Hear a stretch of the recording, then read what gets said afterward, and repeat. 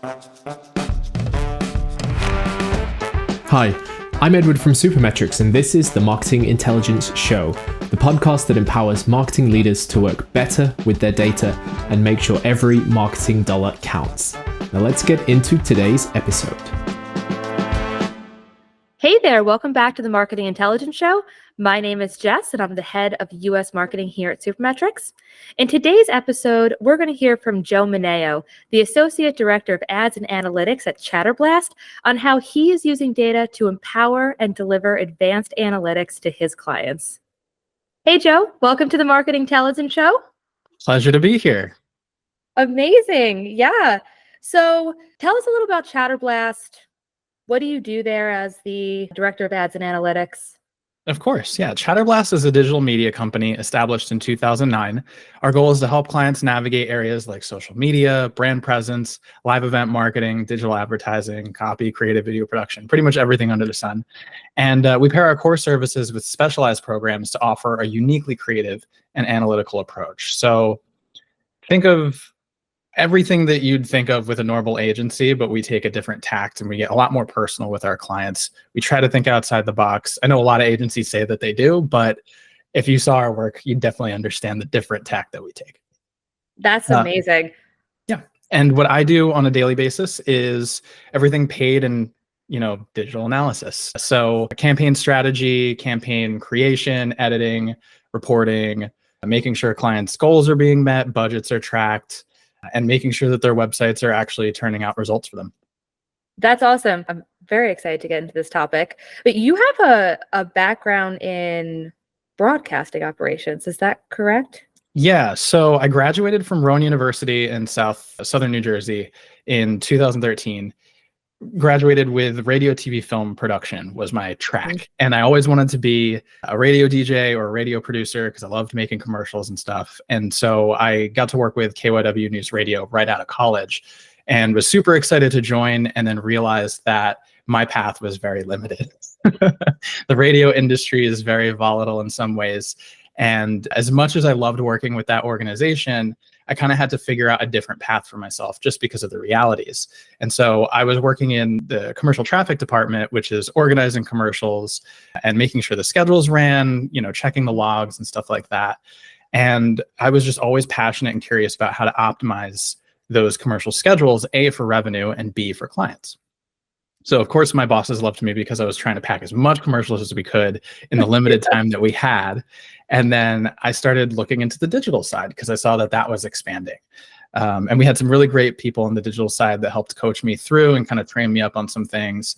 And it just kind of led me on this path towards, operating on the digital side. Got some, experience there and just kind of fell in love with advertising and analytics as a whole, and revamped their processes and started delivering on, monthly reports that showed how each channel in our 6-station cluster was doing so that the salespeople could go out and sell products. And it was just a really, really interesting shift away from production, which is so not cookie cutter, into something a lot more cookie cutter. And it was just a natural progression, but unnatural in a lot of different ways because it forced me to work outside of my skill set.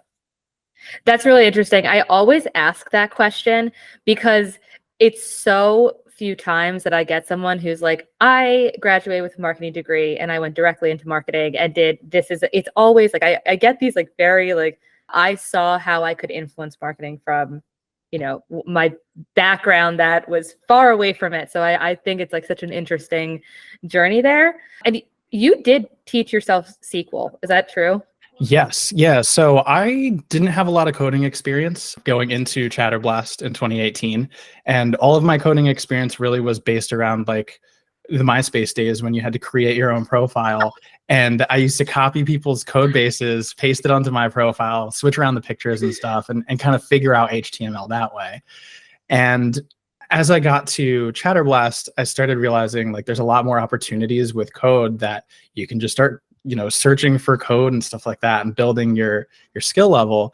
And as we started working out our data practice, SQL was just there. And I was like, I need better ways to do this outside of what's available in Looker Studio. Looker Studio actually created this great base of knowledge because working with Supermetrics as well, blending data, moving data, and creating categories and specific key fields and parameters, all of that stuff is in SQL. And so when I started just taking like a couple of courses here and there, it started clicking and it started making sense. And little by little, it took about, I'd say like 6 months to a year before I really got decent at it. And I still wouldn't say that I'm good at it a couple of years later, but it was just a natural progression. Again, out of nature and the force of habit of having to, implement these practices. Actually, that makes me feel better, because when you mentioned that to me, you inspired me. I was like, you know what? This is a great skill. You should have this. And so I looked up like enhancing your SQL skills, and the courses that I was then sent to, I realized that I needed to redo my Google search to like the very first basic course that was out there. And I was like, oh man, this is going to be a journey. It was like, you could learn this in 5 hours. And I was like, that is a lie. It's definitely a journey. And I'd say from working with JavaScript and HTML, it's a lot easier. Like SQL is probably the easiest coding language to learn. And it's very intimidating, but it's also very user-friendly, because everything is like select from where. And if you can understand how to select a piece of data from a data set, where here are your details and criteria for, crunching it down, that's like the easiest explanation I could say about SQL. And that's pretty much all we do. That's so funny. No, just know you've inspired me, and I will get back to you in like 6 months and tell you where I am on this journey. Since you are analyzing so much data, what do you think? Well, actually, what are the top 3 things that clients are asking you for? Like they are coming in and asking you for that you are helping them solve today? Of course. So impact in their market. So we have a lot of corporations that are looking to communicate the value of their products and services to customers, communicate that value to community leaders, thought leaders, investors. They also look for impact on their bottom line. So looking to increase applications, purchases, downloads, and how to track that as tech evolves, especially since, third-party pixels are going away. How do we track this? Just because the third-party pixels are going away doesn't mean you stop tracking it. There's still ways to do that. And then third is impact on their processes. So a lot of what we do is cleaning up access points. I can't tell you how many conversations I've had in the past 6 months about getting Facebook pages into a proper business manager, which it's been 10 years of hair pulling to get that done. But there's a lot of companies that just look to us to help operationalize that stuff, create content calendars, manage complex projects, help organizations just do more than they thought possible. And they look to us for that because we were pretty good at it. That's super interesting. The impact on the market, that is very interesting, because I don't hear that often. And then the processes, like the operational side of things, I have yet to be in a business that is like not consistently approving operations. Even here, like we get something, it's great. And then like the next quarter, we're like, how do we continue to make this better and like have better naming conventions, better processes? So that's super cool. I'm wondering, in terms of like digital trends you're seeing, and what are like top digital trends you're seeing today that are helping you to do those 2 things, and are they different? Yeah, so a lot of it is kind of looking at each platform and how it's kind of risen or diminished over time. So for example, SunEast Federal Credit Union, they've been around for a long time. They're a local credit union in the Delaware Valley, between like, in case anyone international is listening, between Pennsylvania, New Jersey, Delaware. They have locations throughout. And they were looking to engage and educate younger folks about financial literacy and the benefit of their credit unions, which can be hard because everyone that's familiar with a credit union that's above like the age of 40 knows the impact and value. Like they're not a bank. They do a lot more. They do different things. And so they had to communicate that to a group of people that have no idea what's going on. So we help them build a social strategy that leverage short form content, and short form content has been huge in terms of trends over the past few years. Everyone's kind of shifting over to it. Even LinkedIn had a little stint with like LinkedIn stories that kind of disappeared, but platform to platform, we had to find stuff that works. And it was fast, flexible, and it produced over 200 leads organically. We weren't even spending a lot of money just because that was kind of how we wanted to do it. We wanted to build up their audience in a younger way. We didn't want to rely on ads so much because The ad market shifts constantly. And the only way to make sure that things are stable is to establish that organic content presence with a new market. Interesting. Do you think that a lot of companies are going to kind of use that short form? When you say short form content, do you mean both video and written content, or is it a blend of both? What kind of short form content? Yeah, so actually it's a blend of both. For Sun East in particular, we did a lot of video for them. Their website is really just sign up for a membership, and they have a lot of content there, and it's very digestible naturally, so there wasn't much to do there. Another one of our big clients who are big on the industrial chemical solution side of things, they've started exploring thought leadership ads and thought leadership pieces on LinkedIn, which they have great blog content. They have lots of content around the sustainability of their products and how they communicate, how they're trying to change the world in a better way. And they've relied on taking thought leadership pieces from their C-suite. So it's coming directly from the leadership. It's not coming from, any agency that could create content. It's coming from a one-to-one, and we're seeing really, really good results with that too. So shifting the message away from landing on a landing page and more towards going to this LinkedIn post from a C-suite person who's telling you directly, like, this is why I'm so passionate about helping to change the world. That's a big shift, and that's been a big trend too. LinkedIn, ever since they've released that piece of product, I've connected a lot more on those ads too. I'm seeing it a lot, and it's working really well. Do you think, does that mean the CTA of things are changing? Like, rather than posting ads, which are like, book now, buy now, learn more in my website, are more of the ads like, hey, I want you to just absorb this content from a brand perspective, and then attribution modeling to how that's getting into some kind of revenue stream is changing? Or are you still using that to like drive some kind of conversion? There's definitely been a shift. As like I kind of mentioned, with third-party pixels having less reliability, the shift has now gone from, I'd probably say, like, if it was 60% conversion-focused advertising or marketing and 40% or 30 or less percent brand, it's become more of a 50-50 and a 60-40 in the other way, because we're starting to realize you need to speak to these people on a different level, and conversions don't always happen 7 to 30 days down the road, which is all we get to track with last click and all of those other attribution models. Like, it takes a lot longer to do that stuff. So if you're upfront with the brand and you get people to kind of realize and re-engage and refocus with that brand, the conversion likelihood happens a lot sooner down the road. So we can kind of shift those dollars and stretch them a little bit more. That's great. My performance team is going to love this because, I'm coming from like those like very hard conversion days where I was like, we need like this kind of landing page, but they've done like such an amazing job with brand stuff for us. They're like, we got to do more video. We got to do more like high level things that don't have those. And so even for me, that was like, I felt that was a shift for me that I had to become more comfortable with, and it's done really well for us, especially from that top line. So that's really interesting though, from like a trending thing. Do you see that the same between like I would say like B2C and B2B? Do you see that being a very similar trend between both of them? I'd say yes.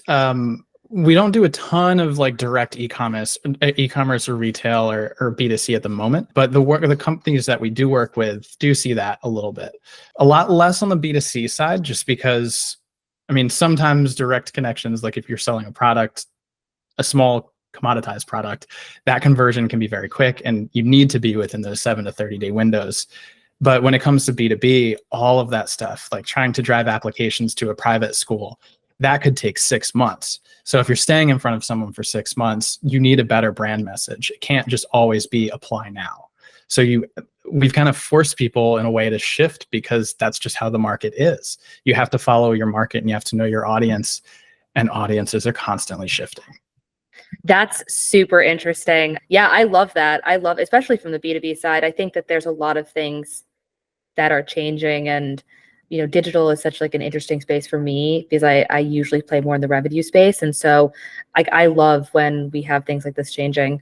When you're looking at data points across your daily, your monthly, weekly, quarterly, annually, whatever that cadence looks like for you, what data are you producing from a reporting standpoint that is telling you that you're on track, and who are you giving that to?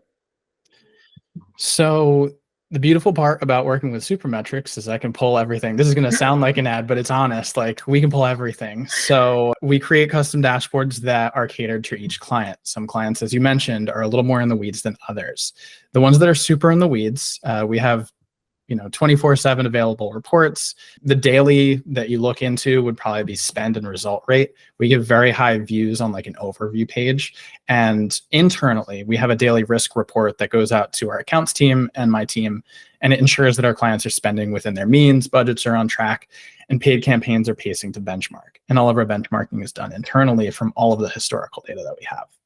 On a weekly basis, we might drill down a little bit more into keywords and creatives, spot trends, fix any erroneous deliveries of any of those bigger platforms that might push. For example, if we're testing a batch of creatives, but only one is getting a bulk of the impressions, this happens a lot on Meta, we might pause that one campaign or ad set or ad that's getting a ton of impressions just so that the other creatives can catch up and we can get a more fair view on things. So we kind of manipulate the systems within our reporting because we have to. On a monthly basis, click to website sessions is a huge piece, since a lot of platforms have been complaining about, again, pixels, bot traffic. And while we can't do much outside of reporting those problems and complaining about it, we can at least set baselines for what to expect from campaigns. So for example, LinkedIn used to see about 80% of their clicks land on a website. Twitter was in like the 10 to 20%, and it probably hasn't gotten better. We stopped advertising on Twitter altogether because of that whole problem, and because we were seeing such a discrepancy in the reporting. So, for a campaign that was reporting 100 clicks, we were only seeing 10 to 20 actually land on page. And so that's not good. And when we look at that at a monthly basis, we're like, okay, we can shift this. We can set better expectations for clients and more accurately predict how to shift that or tweak website copy or, figure out what to do when that baseline deviates. That's interesting. When you are looking at the creative side of it, does that help you become more strategic with what those creative campaigns are going to be in terms of like what is next to come or what you're sunsetting, like what's resonating? Are you able to then use that for brand strategy? 100%. A lot of what we do when it comes to A/B testing or testing a whole batch of creatives, because sometimes clients, the really great clients, kind of step back and they're like, all right, create a whole bunch of stuff and throw it against a wall and we'll see what sticks. And so we get that opportunity on that weekly report. We usually do it a week out because sometimes within a couple of days, you don't get solid results. So after about a week when things are running, we can figure out, okay, this isn't working, this is working. This is kind of just throttled, so let's pause that and let's come back to it a little bit later. When it's a little bit tighter and the clients have a little more focused of a creative vision, it really does pinpoint, is it messaging that's really mattering? Is it the color of the creative?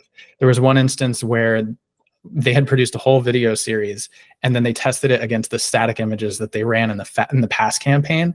And those static images actually did better because this was for a private school. It was featuring one of the students very prominently on stage with a spotlight. And it was just like, I guess, a really good connection to the audience that we were targeting, because they were like, I could see my kid in that position, like shining on that stage. And so that was kind of the story that we wove. And then we moved away from video, went back to static, and still had some video to test against. But it started creating this feedback loop of, what can we glean from what's doing best and how do we implement it in the future to kind of continue to move, optimize to a point where we figure it out, but still constantly test to do what's better. Like you said with your team. Yeah. I think that's a great example though, of how data itself can help you connect with your audience. Like if we see, for the longest time, everyone's like videos there, but obviously this particular case, their audience resonated on something different because, and maybe it was like, hey, I want to see that's the shot that I want to see of my child on the stage. And it wasn't so much of like the campus video kind of thing. So maybe that is, and I think that is a great way that data is able to connect to your buyer that I think a lot of people kind of overlook. Definitely. Yeah. And it's also, we come from the angle of like, just because you do a video series and it might not perform well now, doesn't mean that you can't recut it and do something else differently or push it out on organic. So we're constantly trying to say, like, don't feel bad about the results. Feel good that you tested something and that you figured out something new about your campaign to push your brand forward. So it's always constantly a positive message to say, trying something is better than not trying something. That's super fair. How long do you normally wait? Are you like, we waited X amount of time and now we're going to make the decision to move back to that static campaign and like shift the strategy from this video being organic? What's like your sweet spot? I think it all depends on the deadline. If, for example, we're a month out, I'd probably shift it with about 3 weeks to go. That way there's enough time for that shift to actually set in. We have a week to get results back and to see what the test looks like side by side. If it's a little bit longer out, we could act within a month. It really does depend on that. Depends deadline. on that. Yeah. That's really interesting. I'd love to like understand before you maybe became a customer of Supermetrics, what drove you to the decision? Like, what does that before and after kind of look like for you? Yeah. So this was a painful journey, I'd say. So when I inherited the role it was July 2018, and we're talking in April of 2024. It was all like Google Sheets and Google Slides and PowerPoints and Excels, and I had to export all of the data. And I remember going to my CEO and saying, hey, I need an intern just because like I need to export all of this stuff. I need to cleanse it. We didn't have a ton of naming conventions or standardize anything. And I was just like, I can't deal with comments in Sheets. Like I need to be able to talk to my account managers, set up a process where we can like do this at scale because our business wanted to grow. And I was sitting in the middle of a report and I was really frustrated and I was pulling all of this stuff from slides and I sat there and I was like, there's got to be a better way. How do you get data from point A to point B without having to constantly export it? And Supermetrics came up. And I was like, all right, this is okay. And I was trying to see how much I could do myself. And I realized that ETL, extract, transform, load, is very difficult to do yourself when you don't have any coding knowledge or even know where to execute that code. Because I didn't know anything about BigQuery. I didn't know anything about data. I just knew that it was really painful to do these things and you couldn't schedule exports. I don't know why any of these platforms don't allow you to schedule exports, but it's good for Supermetrics. Good. So after finding Supermetrics out, I had the conversation. We were like, okay, it's, X amount of dollars. How much time will it save? And that was the catalyst for everything after that. It was like, I was spending 2 weeks setting up a dozen reports or so. And the first 2 weeks of the month, we're setting up the ads, talking to the clients, talking about the reports. And then the last 2 weeks of the month, we're doing the reports. And as a person who worked in broadcast radio, they will tell you like there's dozens and dozens of clients on the radio at any point in time. I hated doing that. That's probably why I left that job because reporting just bogged me down so much. And I was like, how do I take this off my plate? We got Supermetrics and instantly I felt that relief. Like we bought the API product, which drove all of the data into Looker Studio. At the time it was Data Studio, and it cut down, I'd say probably 50%. So I was spending out a week building these reports and it was starting to kind of shift into, all right, how do I template these out so that I can create reports at scale? And so I started doing that and it cut down even more because now it's like I can build a dashboard that's the same report every time. It'll be fine. Everything will be great. And I got down to reports within a week and everyone was super happy about that. I was super happy about that. I could talk to more clients. Business could start growing a little bit. I had more capacity.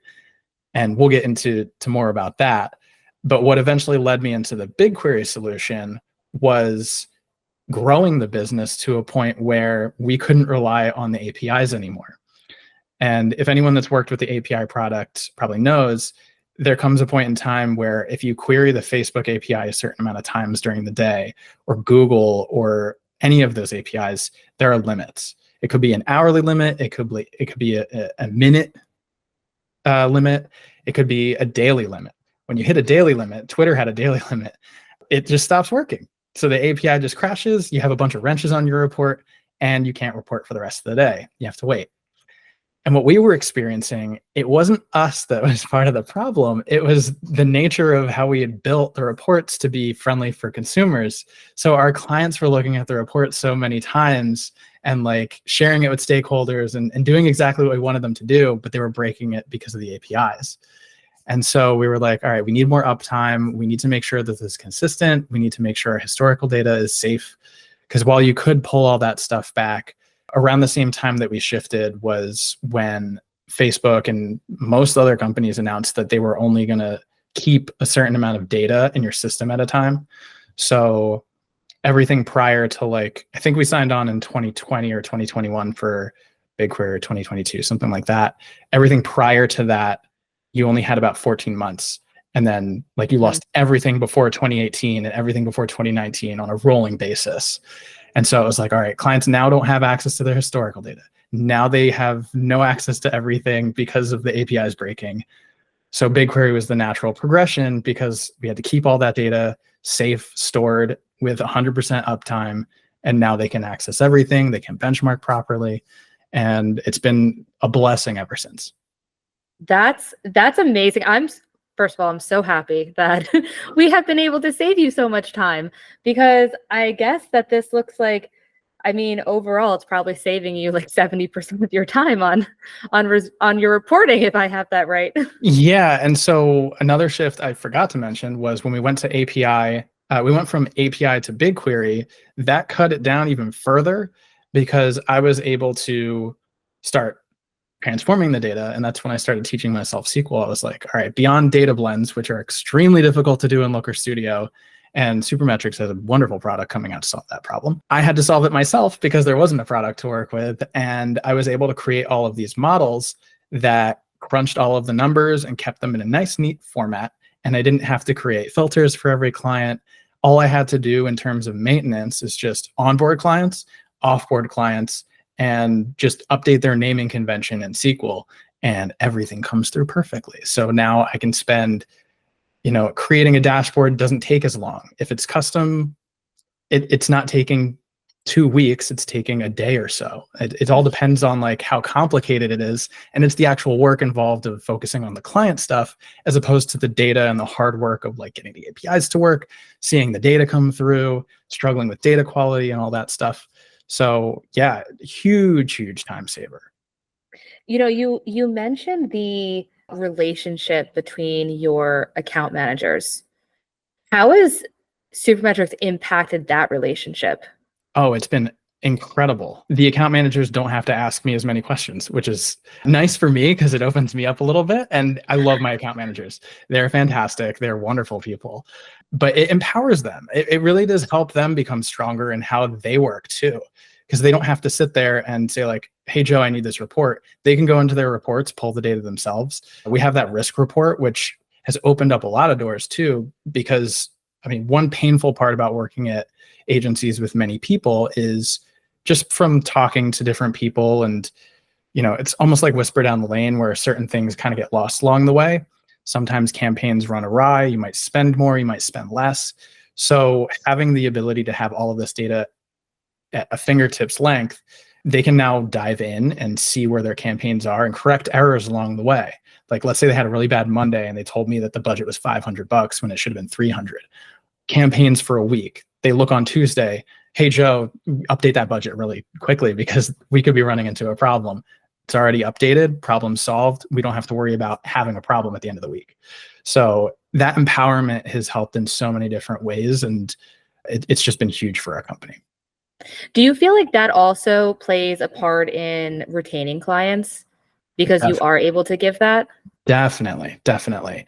There's a conversation that I'm having right now with a client where they didn't have access to their historical data, and they were just struggling with reporting in general, and they're kind of completely tearing down their whole organizational structure from reporting and ads, and they're trying to build up from the ground up.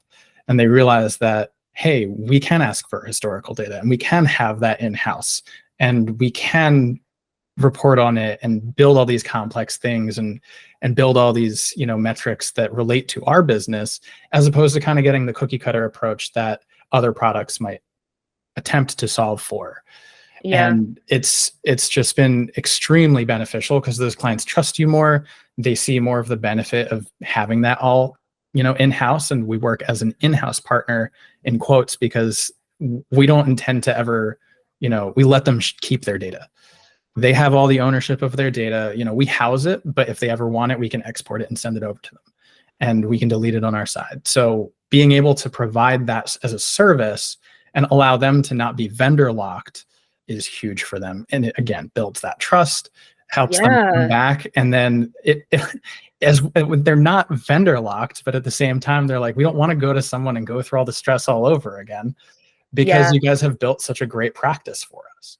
So no, that is that's a really good point from acquisition strategy, because the second that you kind of tell someone that if you leave us, all your historicals are gone, it creates that pause, right? You get a pause where you're like, hey, okay, I like what they offer, they can do really cool things, but if ever we were going to make a move, like, that's it. And it makes you have a trust issue up front. So I think that's really cool. And I love that this has become kind of now on a service side for you, that you can kind of add this in. Is that from when you were working before and how you were kind of bundling either your packaging or your pricing strategy or your client strategy? Are you able to now like manipulate the data portion of that? Like you can make that a service now? we certainly could. I don't think it's right to charge someone to access their data, because it's their data at the end of the day. And if they wanted to go into, Meta Business Manager and export their stuff, they could. But we provide that as just a way of, just as a courtesy almost. Yeah, as a courtesy to kind of say, we have this. And there was one client that they're actually building their whole own ecosystem of dashboards. They're a massive conglomerate and they're trying to keep everything in-house. We only work with their corporate side. And they were like, hey, can you provide all the paid data and organic data for social? And I was like, yeah, sure, export it, send it. And they're like, that's it? And they work with a whole bunch of different agencies, and we were like the first to respond, the fastest to respond. I'm like, yeah, it should be that easy for you. So again, while we don't charge for that, I don't charge for that because it takes such little effort to do once you have the right processes in order. And this was all, again, unlocked because of how we built it. That's awesome. I have one other question that I want to ask you, and maybe it's like a advice for people who are listening or other analysts. I want to know from your perspective, what would you tell another analyst? Like, if you're not doing this, you got to do it today. Like, what is like that piece of advice? Asking the hard questions. A lot of agencies build their business around, okay, reporting is just this thing that we do. We tell you what the results are, and they're happy with that. And a lot of clients are happy with that. But sometimes when you're building campaigns, not every campaign is going to run the way you want it to. Mm-hmm. And while I said we take a positive approach in terms of telling people when things go wrong or there's failures are good. Asking hard questions about your campaigns should be a process that you go through. Asking, why did this campaign deliver or under-deliver or over-deliver in a bad way? You need to create that system and that feedback loop to help drive the data in a direction that teaches you how to build from it. So asking hard questions. Another thing that I might say is look beyond the CTR. Sometimes, beyond click-through rate, there are other metrics that can say a lot about a campaign. For example, cost per thousand, cost per click. Like I said earlier, with clicks to website sessions, clicks to download, asking those harder questions and connecting with the web team. There are web teams that are fantastic. There are web teams that are a little more closed off. Cracking the shell is part of the process. And if you're not asking those hard questions, you're not truly helping a client. You're just kind of pushing them in a direction that's more revenue driving for you. And at the end of the day, that's not going to retain the client. That's just going to be like, oh, you're just any other agency. You're not here to help us. That's awesome. Joe, it's been a pleasure having you. Thank you so much for coming on the show. Of course, anytime.